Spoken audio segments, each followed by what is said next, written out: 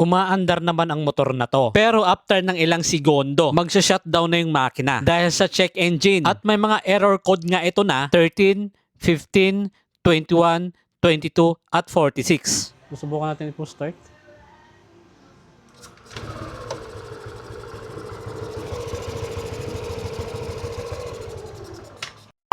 Ang ginawa dito sa motor na to, nagpalit ng stator assembly. Dahil nga sa error 46, na-detect ng ECU na napakataas yung voltahe kumpara sa standard. Kaso hindi pa rin nawala yung problema. Nagpalit na rin sila ng bagong thermostat sensor. Nagpalit na rin ng bagong TPS dahil sa error 13, 15, 21, at 22. Pagkatapos napalitan mga bossing, sad to say, andon pa rin yung mga problema. So ang ginawa, nagpalit ng buong harness. Kaso hindi pa rin nawala yung error. Chine ko yung voltage ng battery sakaling bagsak, kaso hindi naman. Kaya sabi ko, aba, napalitan na lahat pero andon pa rin yung problema. Kaya ang hatol ko, ECU problem na. Kaso nga, hindi naman ganun kadali ang magpulot ng pera para bumili ng bagong computer box. Kaya ang ginawa ko muna, sinalpa ko muna yung bagong bili na TPS sensor. Baka may problema lang sa pin terminal. Kaya lumalabas yung error 13, 15, 21, at 22. Ngayon, silipin natin yung problema kung andito pa rin ba. On natin yung motor.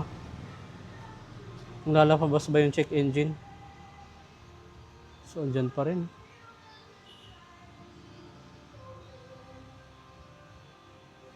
Susubukan natin i-push start.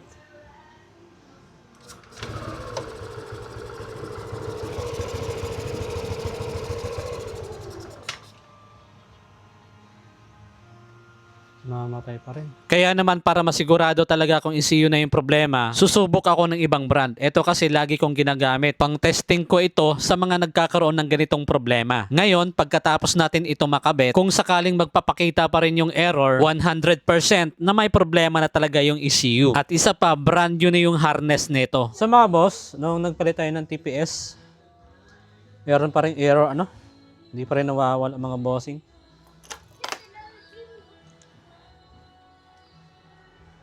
Nandito pa rin siya. Ayun o.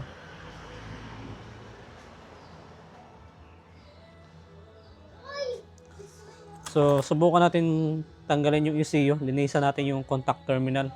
Dito nga, binabaklas ko na yung computer box. Sisilipin ko nga dito kung may mga putol yung pin terminal or kaya naman marurumi. Kaya naman, binugahan ko na ito ng contact cleaner. Pero nung pagbalik ko ng ECU at nung ini-start ko na, ayaw na itong umandar. Hindi ko lang nakuna ng video mga bossing. Pero kapag pinipiga mo yung brake lever at pinupush start, nagre-response naman yung relay. Ibig sabihin, nasira na talaga yung ECU. So mga boss, ito yung conclusion natin. So kailangan na palitan yung ECU mga boss kasi nakatatlong TPS sensor na tayo mga boss.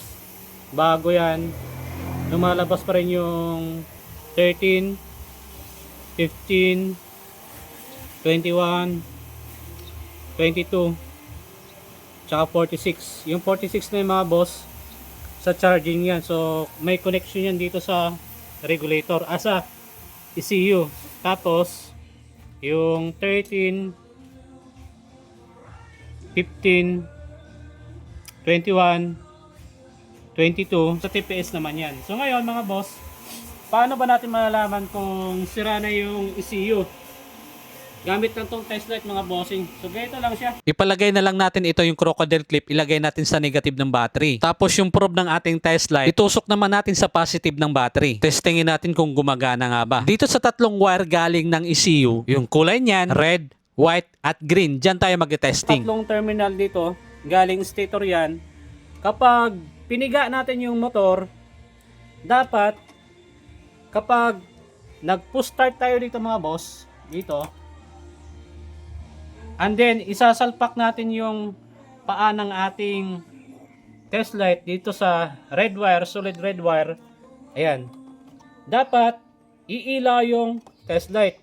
Iilaw dapat kapag nag-push start tayo mga boss, ayan, tulad dito, push start, and then naka-on dapat mga boss ha. Yan. So dapat iilaw yung ating test light. Ayan o. Malakas. Ibig sabihin, yung linya galing red wire, walang problema.